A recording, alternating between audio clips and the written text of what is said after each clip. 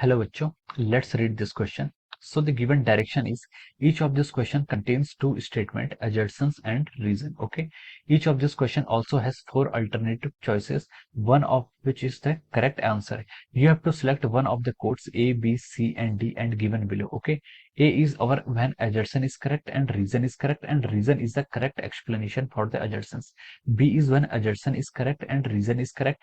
Reason is not a correct explanation for the assertion. C is when assertion is correct and reason is incorrect, and D is when assertion is incorrect and reason is the correct. Okay, so the given assertion is graph between potential energy of a spring versus extension or compression of a spring is straight line. Okay, the reason given is potential energy of a stretch or compressed spring proportional to the square of extension और compression. Okay, तो चलिए बच्चों अब हम इस question को start करते हैं. ठीक है, तो देखिए बच्चों इस क्वेश्चन का आप की कॉन्सेप्ट लिख सकते हैं.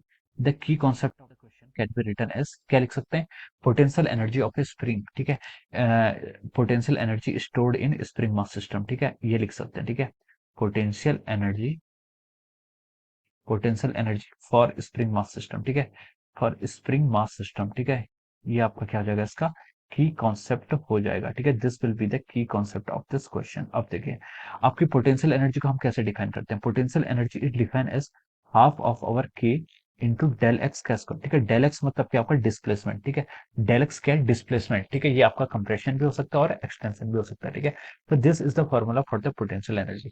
देखिए जब आपकी स्प्रिंग क्या होती है, आपकी इक्विलिब्रियम पोजीशन पर होती है, तब उसकी पोटेंशियल एनर्जी जीरो होगी. लेकिन जैसे ही हम उसको क्या करते हैं, उसको हम जैसे ही कंप्रेस करते हैं, कंप्रेस करने पर क्या होगा, उसके अंदर क्या होता है, एनर्जी जो वो बाहर को उसकी टेंडेंसी होती है रिस्टोरिंग फोर्स की, वो फोर्स को क्या करेगी, अपोज करेगी. ठीक है, इसलिए वहां पर उसकी पोटेंशियल एनर्जी स्टोर होती है. और same the case for the compression और एक्सटेंशन. ठीक है, कंप्रेशन और एक्सटेंशन दोनों में आपकी सेम आपकी एनर्जी क्या आती है, इस तरीके से स्टोर होती है. ठीक है, अब देखिए अब हम देखिए ये हमारा क्या था, की कॉन्सेप्ट. अब देखिए अब हम इस क्वेश्चन पे स्टार्ट करते हैं. क्वेश्चन में देखिए आपको अजर्सन्स क्या गिवन है. ठीक है, क्वेश्चन में आपको अजर्सन गिवन क्या हुआ है, अजर्सन्स में लिखा हुआ है कि graph between potential energy of a spring versus extension of और compression of the spring is straight line. ठीक है, तो हमें ग्राफ पूछा गया. ठीक है, पोटेंशियल और जो आपका एक्सटेंशन या फिर कंप्रेशन है उसका जो रिलेशन है वो क्या है, यू इक्वल टू हाफ के एक्स स्क्वायर.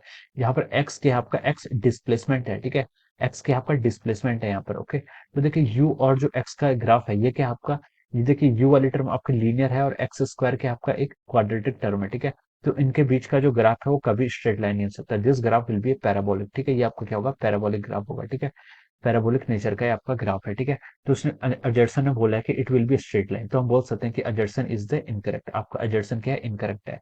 उसके बाद देखिए अब हम रीजन पर आते हैं. रीजन पर क्या लिखा है, पोटेंशियल एनर्जी ऑफ स्ट्रेस्ड और compressed spring proportional to the square of extension of the compression. ठीक है, तो रीजन आपका बिल्कुल करेक्ट है. ठीक है, U is proportional to our x square. ठीक है, आपकी पोटेंशियल एनर्जी होती है जो, वो आपकी स्क्वायर होती है किसके, कंप्रेस्ड या फिर स्ट्रेचन के, सॉरी एक्सटेंशन के और कंप्रेशन के स्क्वायर होती है. ठीक है, तो हम ये बोल सकते हैं कि ये रीजन आपका क्या है, करेक्ट है. ओके, तो यहाँ से हम बोल सकते हैं देखिए आपका assertion is the wrong but reason is the correct. Okay, assertion is incorrect but reason is correct. Okay, तो ये आपका ऑप्शन डी के करस्पॉन्डिंग ऑप्शन दिया हुआ है. ठीक है, so we can write down here that option D is the correct. ठीक है, या फिर option D is correct answer of this question. Okay, so option D क्या हो जाएगा, इसका राइट आंसर हो जाएगा.